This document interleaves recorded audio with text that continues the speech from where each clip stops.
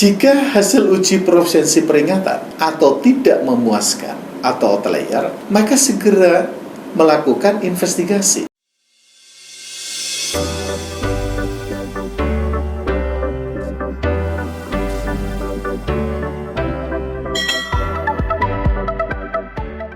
Halo Lemet, kali ini kita coba bahas tindakan koreksi uji profesiensi tidak memuaskan. Saat laboratorium mengikuti program uji profesiensi, pihak penyelenggara akan melakukan evaluasi. Dan evaluasi yang pertama adalah gross error removal, yaitu untuk mencari data-data yang tidak memenuhi syarat. Ini dilakukan melalui evaluasi teknis terhadap data ekstrim hasil uji profesiensi disebabkan kesalahan mutlak, misalnya salah satuan, salah desimal, atau data yang tidak memenuhi kriteria di luar batas atau outlier, yaitu suatu data yang tampak tidak konsisten dengan pengamatan lain dalam suatu kelompok populasi. Gross error removal ini mempunyai batasan, di mana batasan nilai outlier itu adalah X robust plus minus 3 kali tau, di mana tau SDPA, Standard Deviation for Proficiency Assessment, yaitu 0,02 kalikan C pangkat 0,8495. Atau penyelenggara uji profesiensi ini membuat suatu batasan, yaitu persen R sama dengan 100% plus minus 50%. Ketika pihak penyelenggara uji profesiensi melakukan grafik distribusi nilai peserta uji profesiensi sebagaimana gambar di samping saya ini. Dari grafik distribusi tersebut terlihat bahwa data sebelah kanan ini ekstrim positif, ekstrim tinggi. Sementara sebelah kiri ekstrim rendah. Apakah data-data yang ada di sebelah kiri dan sebelah kanan grafik tersebut ini outlier? Kemudian pihak penyelenggara ini melakukan evaluasi Z-score. Minus 2 sampai 2 ini adalah memuaskan. Minus 2 sampai minus 3 Z-score-nya atau Z-score 2 sampai 3 ini kurang memuaskan atau peringatan. 3 lebih dari 3 atau kurang dari minus 3 ini tidak memuaskan. Tapi data ekstrem rendah dan ekstrem tinggi ini yang tidak melalui evaluasi Z-score. Jika hasil uji profesiensi peringatan atau tidak memuaskan atau outlier, maka segera melakukan investigasi untuk meninjau kompetensi teknis dan sistem manajemen laboratorium. Investigasi menggunakan fishbone diagram untuk menganalisa akar permasalahan, mengambil koreksi dan tindakan koreksi.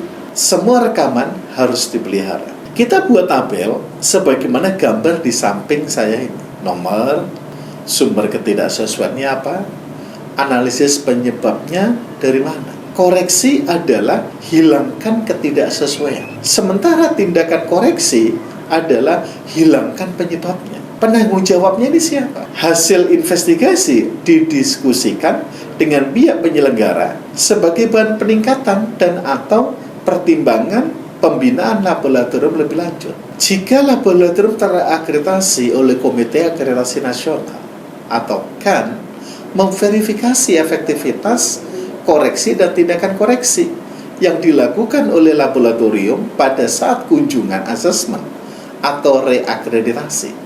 Bila hasil verifikasi belum efektif, KAN dapat menetapkan surveillance lebih awal untuk lingkup yang outlier.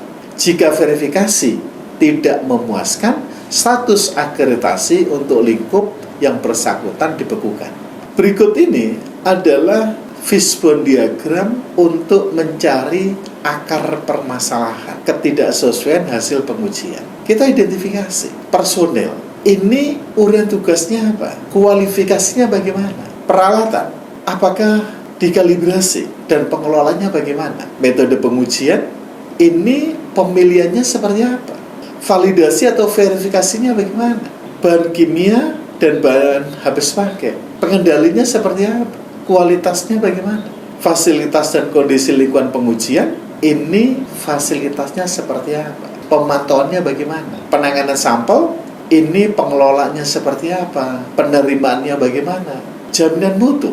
Ini uji banding, uji profisiensi, kemudian penanganan CRM, akurasi, presisi, dan pelaporannya seperti apa. Ini semua akan diidentifikasi saat kita membuat diagram tulang ikan ini. Setelah semua teridentifikasi, baru dilakukan suatu koreksi dan tindakan koreksi. Laboratorium yang terakreditasi atau mengajukan akreditasi wajib mengikuti uji profisiensi. Laboratorium multi lokasi yang mengikuti uji profisiensi, maka hasil satu lokasi tidak dapat digunakan untuk lokasi lainnya. Perluasan ruang lingkup akreditasi pada kelompok ruang lingkup yang sudah diakreditasi, maka partisipasi uji profisiensi telah dianggap terpenuhi.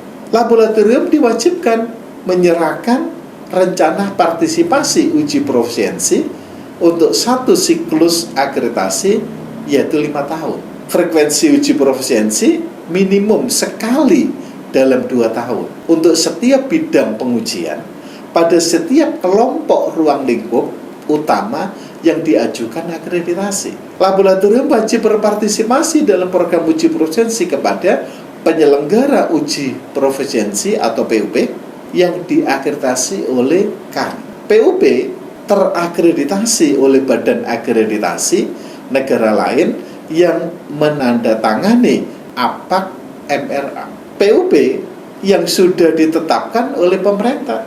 PUP yang pelaksanaannya sesuai dengan SNI ISO IEC 17043. Jika tidak tersedia, maka laboratorium menyelenggarakan uji banding dengan ketentuan nilai acuan sertifikat dari CRM, nilai konsensus peserta apabila peserta lebih dari 8. Jika program uji profisiensi atau uji banding antar laboratorium tidak tersedia, maka laboratorium dapat menyampaikan bukti pengendalian mutu internal. Demikian yang bisa kami sampaikan. Terima kasih.